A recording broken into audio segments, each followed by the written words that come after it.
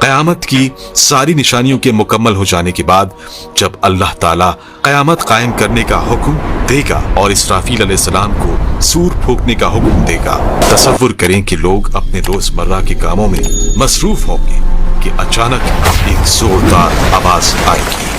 یہ آواز پوری کائنات کو ہلا کر رکھ دے گی۔ وہ دن جمعے کا دن ہوگا کہ ایک سینگ میں 2 مرتبہ سور پھونکا جائے گا، نفخۃ الفنا اور نفخۃ الباعث۔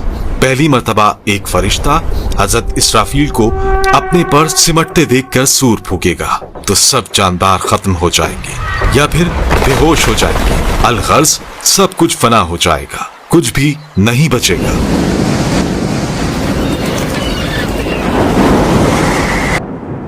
صرف اللہ کی ذات باقی رہے گی، یا پھر اللہ کے حکم سے عرش، کرسی، قلم، لوح، جنت، دوزخ اور روحیں فنا نہیں ہوں گی۔ 40 سال بعد جمعے ہی کے دن ایک مرتبہ پھر سور پھونکا جائے گا اور اس مرتبہ حضرت اسرافیل خود سور پھونکیں گے، یعنی نفخۃ الباعث، تو سب دوبارہ زندہ ہو جائیں گے۔ نفخۃ الباعث کے بعد جو کچھ ہوگا اس کا تصور کرنا بھی مشکل ہے۔ آسمان پھٹ جائے گا اور ٹکڑے ٹکڑے ہو جائے گا، ستارے بکھر جائیں گے جیسے موتی ٹوٹ کر بکھرتے ہیں، سورج لپیٹ دیا جائے گا جیسے کوئی کپڑا لپیٹتے ہیں، چاند 2 ٹکڑے ہو جائے گا۔ زمین کا منظر یہ ہوگا کہ زمین کو ہلا ہلا کر رکھ دیا جائے گا۔ پہاڑ تو اتنے بڑے اور مضبوط لگتے ہیں، وہ روئی کے کالوں کی طرح اڑنے لگیں گے۔ سمندر آگ کے انگارے بن جائیں گے، پوری کائنات کا نقشہ بدل جائے گا۔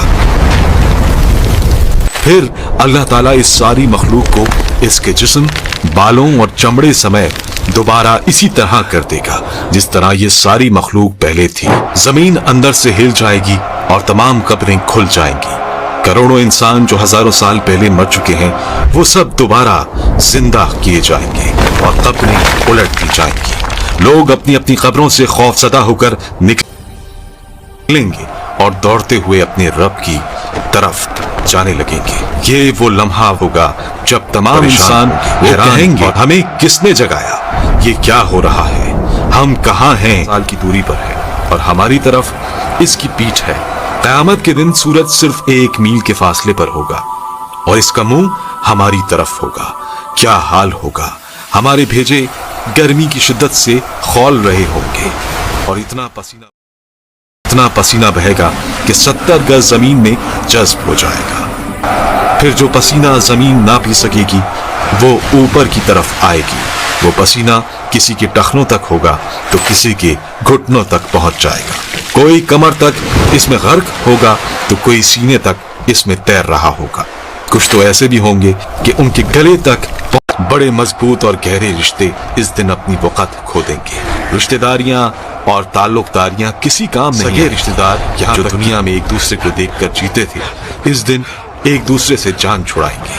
بھائی بھائی سے بھاگے گا، ماں اولاد سے پیچھا چھڑائے گی تو اولاد ماں سے دوڑے گی، باپ بچوں سے بیزار ہوگا تو بچے باپ سے بھاگیں گے، بیوی شوہر سے بھاگے گی تو شوہر بیوی سے بھاگے گا۔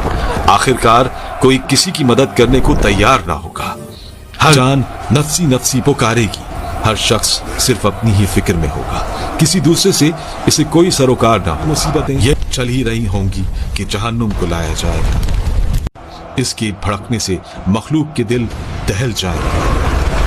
اب آئے گا وہ لمحہ جب ہر شخص کو اس کی زندگی کی کمپلیٹ ریکارڈ بک یعنی نامہ اعمال دیا جائے گا۔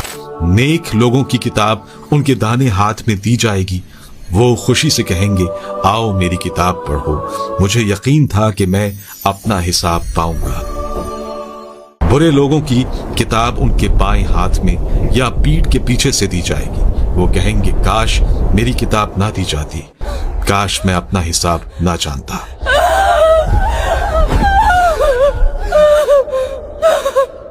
اب لگایا جائے گا وہ میزان یعنی ترازو جو انصاف کی علامت ہے۔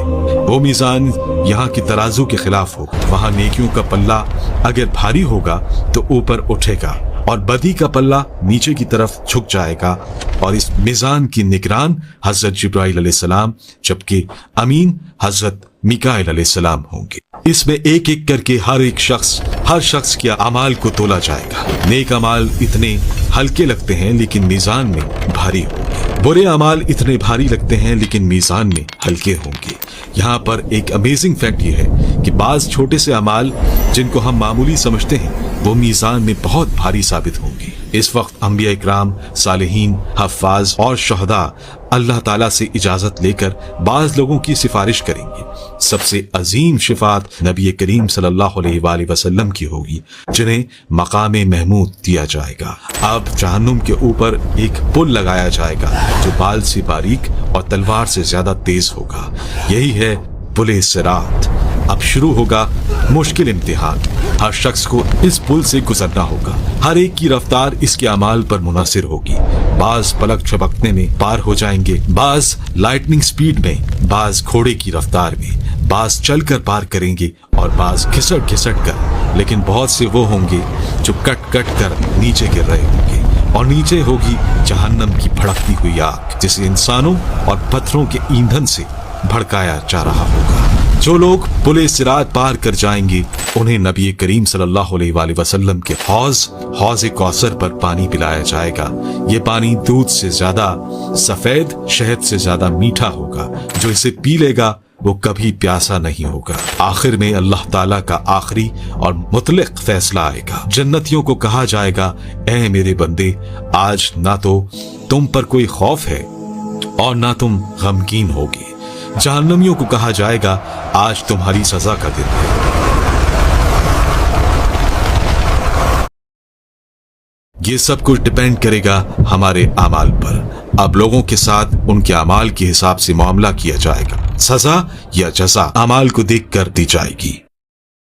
اس دن کسی چیز کا کوئی سایہ نہیں ہوگا، لیکن کچھ اہل ایمان ایسے بھی ہوں گے کہ انہیں اللہ رب العزت اپنے عرش کے سائے میں۔ ایک حیرت انگیز بات یہ ہے کہ روز قیامت جانوروں کا بھی حساب ہوگا۔ اگر ایک بکری نے دوسری بکری کو سینگ مارا ہو تو اس کا بدلہ لیا جائے گا۔ تو یہ ہے وہ عظیم دن جس سے کوئی بچ نہیں سکے گا۔ یہ وہ دن ہے جب تمام ماسک اتر جائیں گے، تمام چھپے ہوئے راز کھل جائیں گے اور حقیقی انصاف ہوگا۔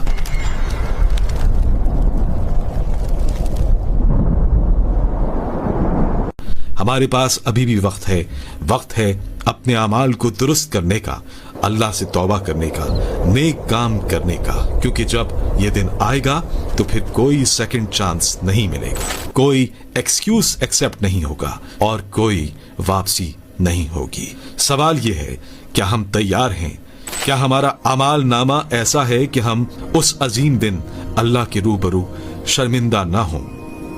یاد رکھیں، یہ کوئی کہانی نہیں، یہ ایک حقیقت ہے جو ضرور آنے والی ہے، اور جب آئے گی تو ہر انسان کہے گا، کاش میں نے اپنی زندگی کے لیے آگے بھیجا ہوتا، لیکن تب وقت ختم ہو چکا ہوگا۔ آج وقت ہے، آج موقع ہے، کل بہت دیر ہو جائے گی۔